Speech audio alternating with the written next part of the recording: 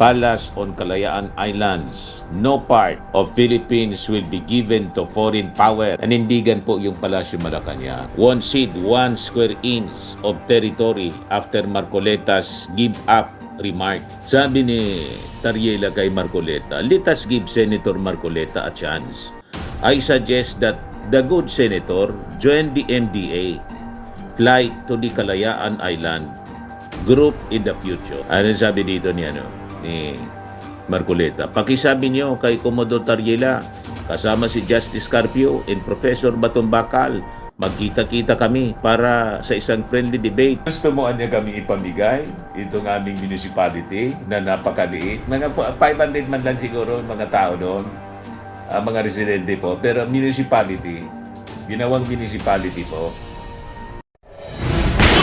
Nagpapagang mga balita at pagtalakay sa mga isyu ng lipunan. Bulsa! Opinyon, banat at paglalantad sa katotohanan. Bulsa! What you see is what you get. You decide.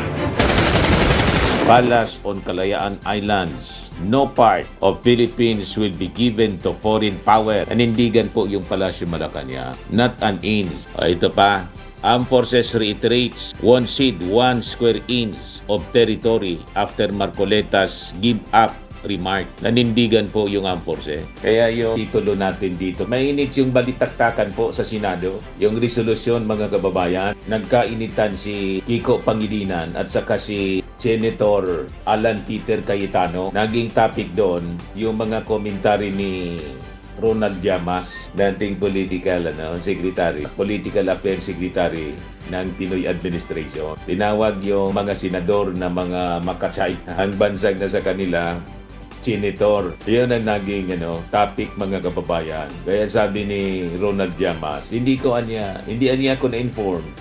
Ako pala niya yung topic sa Senado. Nagkainitan sina Alan Peter Cayetano at saka si Kiko Pangilinan. Alam naman ninyo, pag Duterte Senator, kaya nga yung tawag natin sa kanila, bansag sa kanila, Senator, senador ng China, imbis ng Pilipinas. Kaya nga, mga kababayan, ang aking proposal po, bakit hindi na lang natin, i-give up na lang po kaya natin si Marcoleta at itong mga kasama niya, senator. Sila yung i-give up natin para tapos na. Tulad ni Digong, give up natin si Digong, diniliver sa dahig. Ngayon, itong si Marcoleta, i-deliver na rin natin kasama yung si Amy Marco, si Bongo na Chinese man po, si Bato de la Rosa, si Bato, wag na pa China, diretso na sa dahig. Pati si Bongo, kasi I think pati si Bongo madadamay doon sa kaso ng kanyang amo kasi siya yung kanang kamay. Di ba? Mula pa nag-mayor si Digong. So, itong mga senators, i-deliver na lang, sila yung i-give up natin imbes na yung ating territory. Nanindigan po yung mga mabuhay yung ating mga kasundaluhan. Ibigay ko sa inyo itong balita dito. The Armed Forces of the Philippines reiterates 1 seed, 1 square inch of territory after Marcoleta's give up remark. Responding to media queries on the issue, sabi dito sa balita ng ABS-CBN, Philippine Navy spokesperson for the West Philippine Sea, Rear Admiral Roy Vincent Trinidad, reiterated the Armed Forces of the Philippines' mandate to protect the country's national sovereignty and secure the integrity of its territory. So, mabuhay yung ating Armed Forces, naninindigan po sa ating watawan na sabi sa ating lupang hinirang, sa manlulupig di tayo pasisiil, ang mamatay ng dahil sa iyo. Hindi man po yan lulusob na China, mga matatakotin man yan po. Hindi yan. Lahat man lang yan bully, yabang, pero pag gira na po, hindi yan. Lahat man lang yan flexing ng muscles, mga kababayan, lahat propaganda. Kasi yung bakit mo niya, Mr. Maravillas, alam? Soncho Art of War po. Sabi ni Tariela kay Marcoleta, let us give Senator Marcoleta a chance.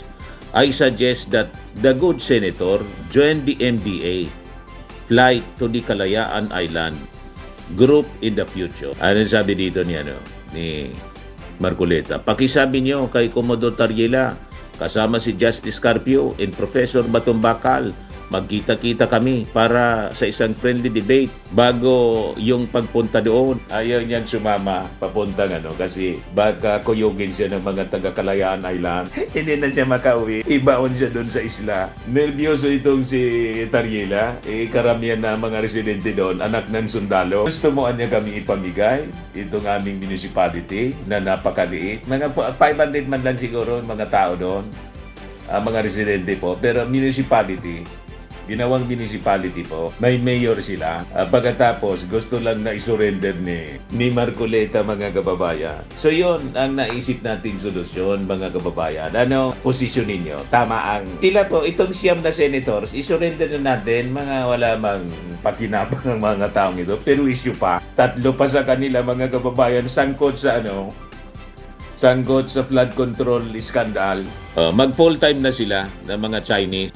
Sabi dito, throughout history, Armed Forces of the Philippines has never wavered in performing this mandate. Kaya salute to our armed forces, talagang maasahan kayo. Hindi namin na niya, never, na i-give up namin niya. The Kalayaan Island Group in Palawan claiming that some of its features are way beyond the Philippines exclusive economic zone.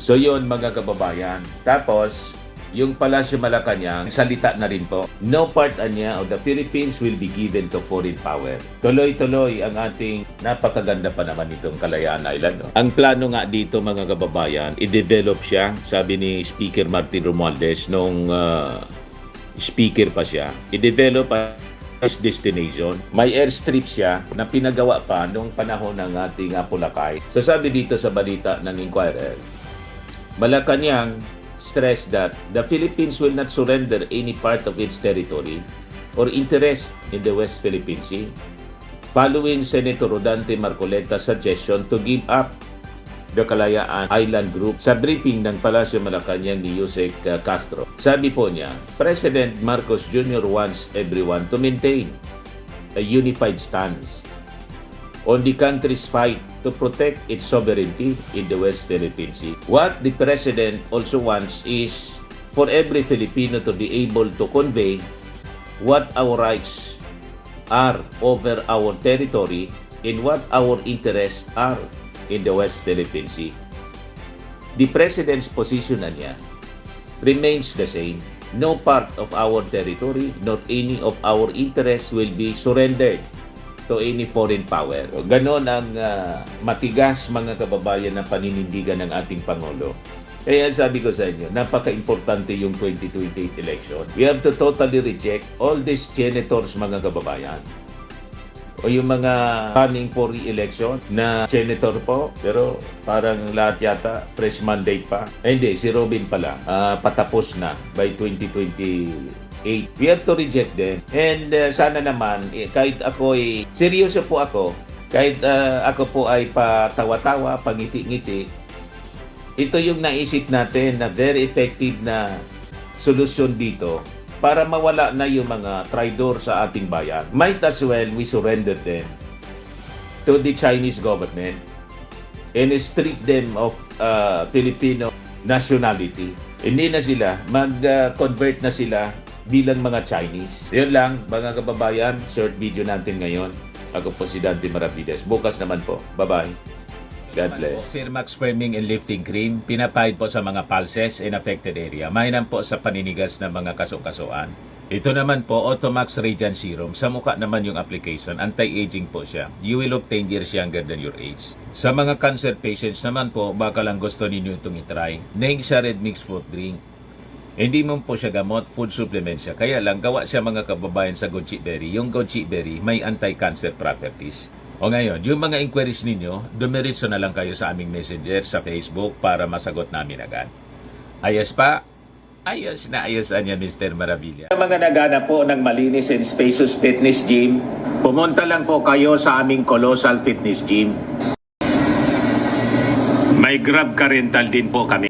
But anyway, ito po pala yung aming bagong product na binibenta online. I am worldwide amazing pure organic barley powdered drink mix from Australia. Negosyo to ng aking anak na architect entrepreneur Riz Maravillas. Ayan po. Kontakin na lang po ninyo siya, Riz Maravillas on Facebook. Ang mga health benefits niya: boost immunity, improves digestion, enhance energy levels, packed with antioxidants, prevent cancer. Ito naman po yung bago naming product na binibenta online. Eye Glow Serum, whitening po siya. Tingnan ninyo yung epekto sa aking anak na architect before and now. Yung mga inquiries po ninyo, dumiretso na lang kayo sa kanyang Facebook account, Riz Maravillas.